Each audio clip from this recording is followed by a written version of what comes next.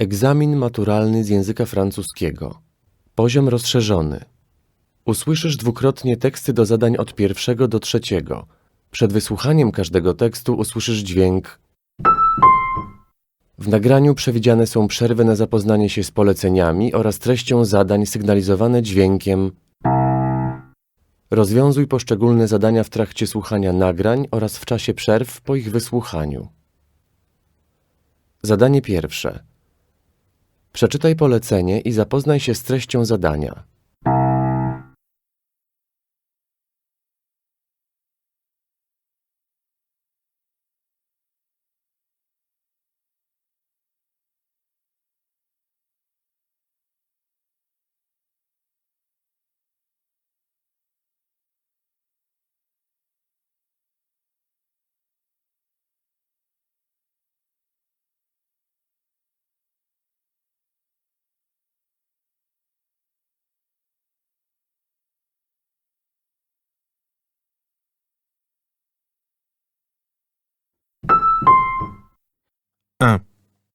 Les ondes du téléphone portable sont-elles dangereuses pour la santé? Non, à des niveaux d'utilisation normaux. Mais il pourrait y avoir un effet sur ce qu'on appelle un gros utilisateur qui passe de 30 à 40 minutes par jour au téléphone. Pourquoi? C'est parce qu'on le met très près du corps, collé contre l'oreille. Il serait recommandé d'utiliser une oreillette reliée à un fil pour éloigner le plus possible son corps de la source d'exposition aux ondes électromagnétiques. Pour les fours à micro-ondes, bornes Wi-Fi, interphone bébé, l'idéal est de s'en éloigner le plus possible.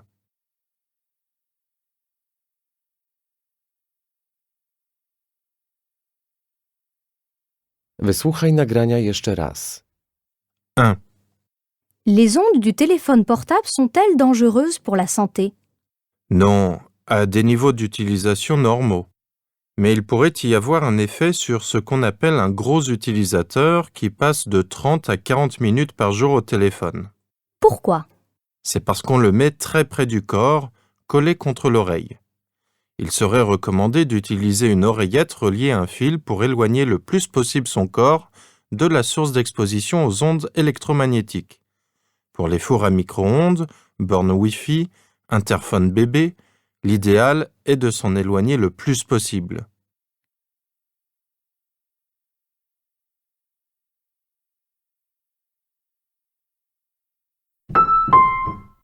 Deux. Quelle signification peut-on donner à son voyage?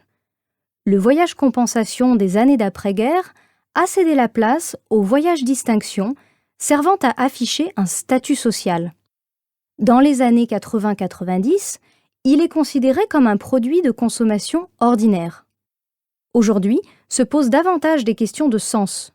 Le voyage doit être utile pour soi, pour l'autre, pour l'environnement. D'autant que la crise économique est passée par là, influençant un peu plus nos choix en matière de voyage. Avec la crise, il y a une reformulation des priorités, une nouvelle hiérarchie des valeurs. Dans quelques années, le voyage ne prendra plus simplement une dimension physique, mais aussi une dimension existentielle et même spirituelle ou philosophique. Qu'est-ce que je vais faire de ma vie? Qu'est-ce qui me retient ici? Est-ce que je peux vivre mon quotidien différemment, plus intensément ailleurs?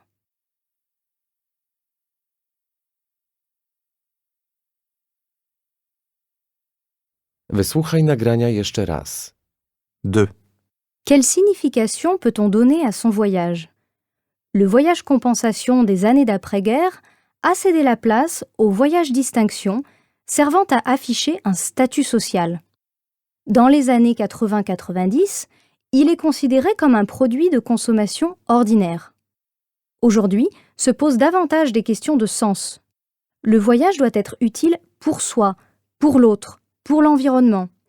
D'autant que la crise économique est passée par là, influençant un peu plus nos choix en matière de voyage. Avec la crise, il y a une reformulation des priorités, une nouvelle hiérarchie des valeurs.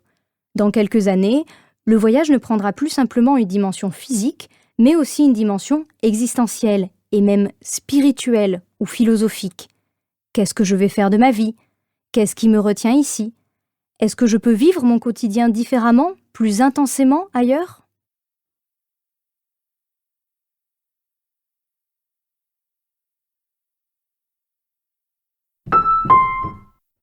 3. Mes 3 enfants sont bilingues français-polonais et on s'inquiétait beaucoup car dans leur jeune âge, celui de 7-8 ans, l'acquisition de l'orthographe française se faisait plus tardivement que chez d'autres petits Français. Pourtant, l'exercice intellectuel imposé par cette discipline leur facilitait l'acquisition d'autres orthographes plus simples, à commencer par l'orthographe polonaise, mais aussi anglaise et allemande. Qui peut le plus, peut le moins. Je pense que l'on oublie trop souvent cette vérité que l'exercice de la mémoire, de la logique et de l'intelligence prépare à d'autres exercices intellectuels qui ne lui sont pas nécessairement liés. Je voudrais souligner les bienfaits de la gymnastique intellectuelle imposée par l'orthographe. Je dirais même qu'en travaillant avec mes enfants, j'apprends encore à mon âge.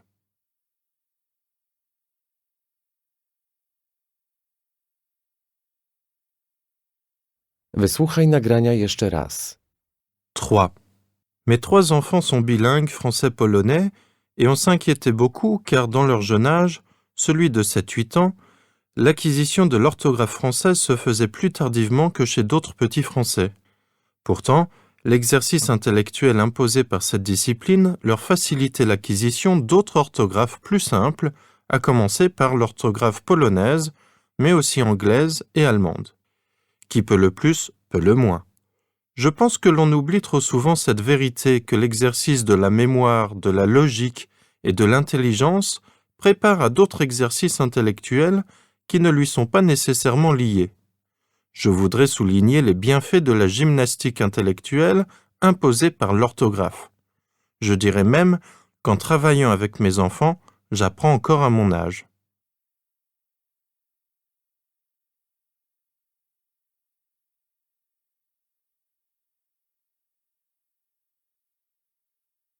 Zadanie drugie. Przeczytaj polecenie i zapoznaj się z treścią zadania.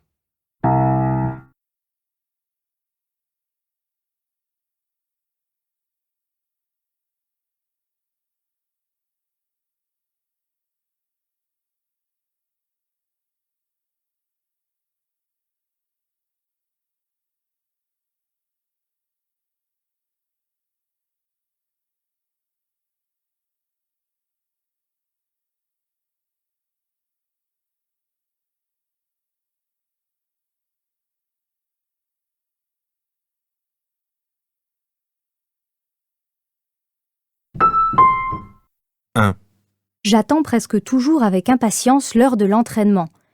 C'est mon moment préféré de la journée. Quand je m'entraîne, j'oublie tout et je me concentre sur moi-même. Je suis comme dans une bulle. Le fitness m'a permis de devenir celle que je voulais être.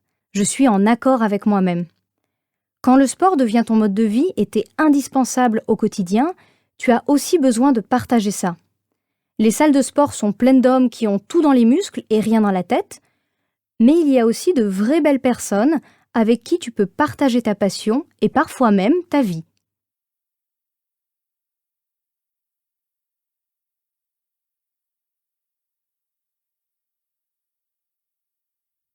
« 2. Cela fait 6 ans que je fréquente régulièrement une salle de sport jusqu'à 10 heures par semaine et que je ne m'en fatigue pas.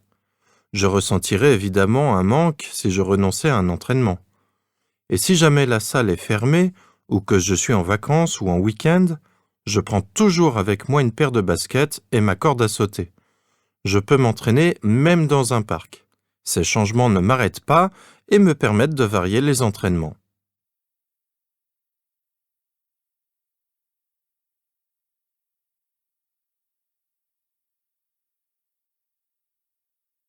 « 3. J'exerce un métier très dur et le sport m'est indispensable. J'ai commencé à courir il y a 4 ans et peu à peu, le rythme s'est accéléré. En 2011, j'ai traversé la France en 2 semaines. Moyenne, 80 km par jour.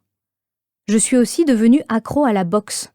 C'est ludique, physique, je transpire pendant 1h30 et quand je sors, j'ai l'impression de m'être déchargée de toutes les tensions de la journée. Je suis super zen, sur un petit nuage. La vie, c'est comme un ring, mais au quotidien, on ne peut pas envoyer un coup de poing à sa voisine de bureau. Les activités comme la boxe et la course permettent de dépenser son énergie sans retenue.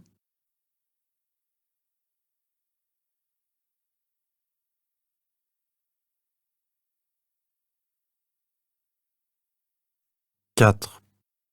Chaque jour, je cours jusqu'à ma salle de sport, le sourire jusqu'aux oreilles. Au début, c'était pour perdre quelques kilos, s'entretenir un peu, et puis c'est devenu une drogue. Devenir accro à une activité physique n'a rien d'extraordinaire, c'est même une dépendance très populaire aujourd'hui. Chez certaines personnes, le rituel de la salle de sport répond à une recherche esthétique qui rassure. C'est le passage du « je fais du sport pour être en forme, pour me sentir bien » à « je fais du sport parce que j'en ai besoin » qui montre qu'on est accro.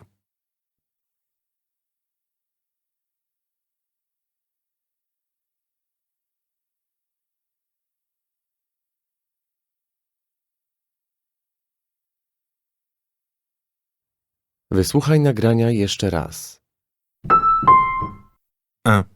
J'attends presque toujours avec impatience l'heure de l'entraînement. C'est mon moment préféré de la journée. Quand je m'entraîne, j'oublie tout et je me concentre sur moi-même. Je suis comme dans une bulle. Le fitness m'a permis de devenir celle que je voulais être. Je suis en accord avec moi-même. Quand le sport devient ton mode de vie et t'es indispensable au quotidien, tu as aussi besoin de partager ça. Les salles de sport sont pleines d'hommes qui ont tout dans les muscles et rien dans la tête, mais il y a aussi de vraies belles personnes avec qui tu peux partager ta passion et parfois même ta vie.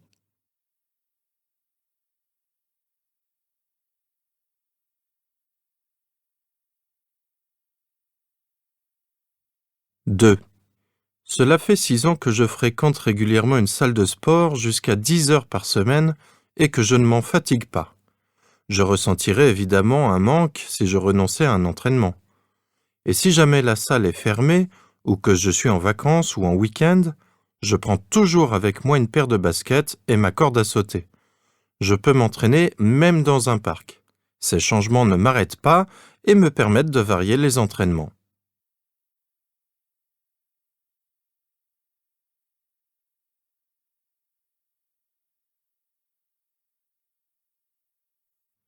3. J'exerce un métier très dur et le sport m'est indispensable. J'ai commencé à courir il y a 4 ans et peu à peu, le rythme s'est accéléré. En 2011, j'ai traversé la France en 2 semaines. Moyenne, 80 km par jour. Je suis aussi devenue accro à la boxe. C'est ludique, physique, je transpire pendant 1 heure et demie et quand je sors, j'ai l'impression de m'être déchargée de toutes les tensions de la journée. Je suis super zen, sur un petit nuage. La vie, c'est comme un ring, mais au quotidien, on ne peut pas envoyer un coup de poing à sa voisine de bureau.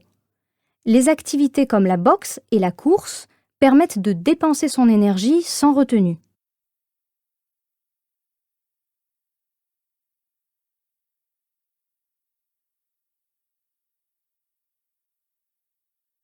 4. Chaque jour, je cours jusqu'à ma salle de sport, le sourire jusqu'aux oreilles. Au début, c'était pour perdre quelques kilos, s'entretenir un peu, et puis c'est devenu une drogue. Devenir accro à une activité physique n'a rien d'extraordinaire, c'est même une dépendance très populaire aujourd'hui. Chez certaines personnes, le rituel de la salle de sport répond à une recherche esthétique qui rassure. C'est le passage du « je fais du sport pour être en forme, pour me sentir bien » à « je fais du sport parce que j'en ai besoin » qui montre qu'on est accro.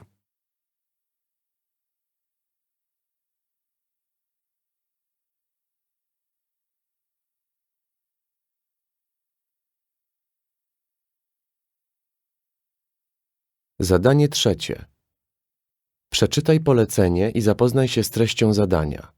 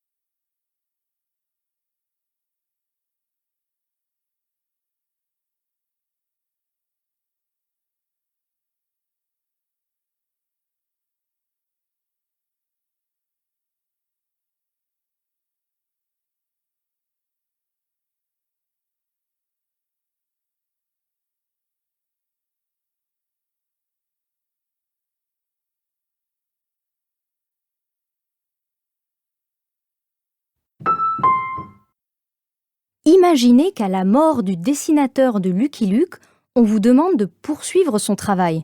C'est fou, non? Eh bien, c'est ce qui est arrivé à HD, qui dessine maintenant le cow-boy blasé. Nous l'avons rencontré lors de son passage au Salon du Livre de Montréal. HD, comment faites-vous pour respecter Maurice, l'ancien dessinateur, tout en ajoutant votre personnalité dans vos dessins? Il y a deux parties de moi-même qui travaillent en même temps. Quand je dessine, j'ai 8 ans. Je suis un lecteur et je dessine ce que j'ai envie de lire. Je m'amuse. L'autre partie de moi, c'est le dessinateur professionnel qui désire faire le mieux possible, alors je respecte la tradition de Lucky Luke. Dans son apparence physique, par exemple. Pour les caractères des personnages, je me permets d'ajouter certaines choses. Comme quoi? Oh, par exemple, Avrel et Rantanplan demeurent imbéciles, mais je leur ajoute des qualités. Avrel s'en sort très bien dans la corde au cou. Il faut bien regarder la dernière case. Vous travaillez à deux, Gérard et vous. Comment ça se passe? Nous sommes co-scénaristes, alors nous construisons l'histoire ensemble. Gérard a proposé le mariage des Dalton et je trouvais ça vraiment intéressant comme idée. Mais il fallait trouver avec qui ils allaient se marier. Quand nous travaillons, nous jouons au ping-pong. Chacun propose une idée qui en amène une autre. Nous rions beaucoup pendant le travail. Et puis, des fois, nous avons des envies personnelles. J'avais vraiment envie de dessiner des Indiens. Ah bon? Oui, sinon, ce n'est pas un vrai western. Ce n'est pas difficile de travailler à deux? Nous avons bien sûr à discuter du découpage par case, par exemple.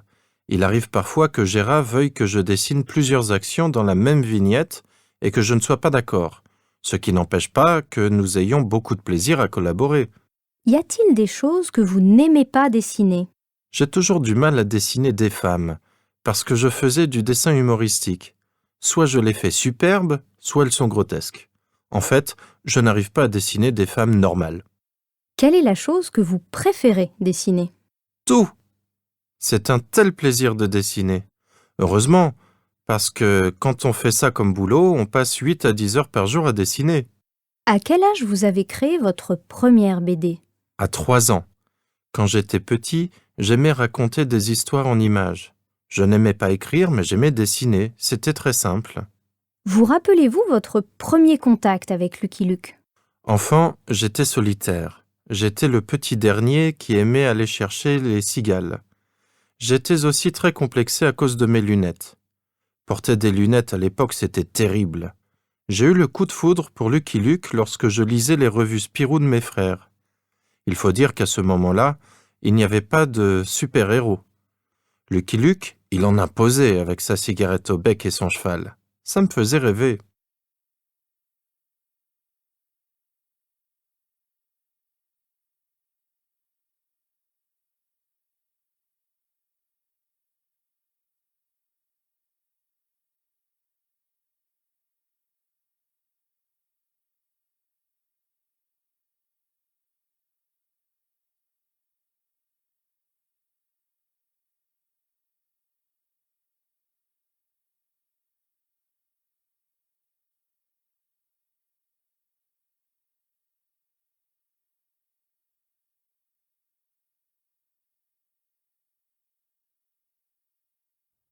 Wysłuchaj nagrania jeszcze raz.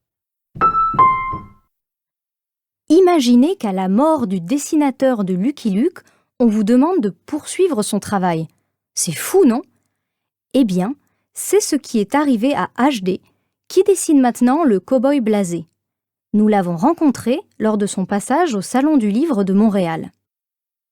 HD, comment faites-vous pour respecter Maurice, l'ancien dessinateur, tout en ajoutant votre personnalité dans vos dessins? Il y a deux parties de moi-même qui travaillent en même temps. Quand je dessine, j'ai 8 ans. Je suis un lecteur et je dessine ce que j'ai envie de lire. Je m'amuse. L'autre partie de moi, c'est le dessinateur professionnel qui désire faire le mieux possible, alors je respecte la tradition de Lucky Luke. Dans son apparence physique, par exemple. Pour les caractères des personnages, je me permets d'ajouter certaines choses. Comme quoi? Oh, par exemple, Avrel et Rantanplan demeurent imbéciles, mais je leur ajoute des qualités. Avrel s'en sort très bien dans la corde au cou. Il faut bien regarder la dernière case. Vous travaillez à deux, Gérard et vous. Comment ça se passe? Nous sommes co-scénaristes, alors nous construisons l'histoire ensemble.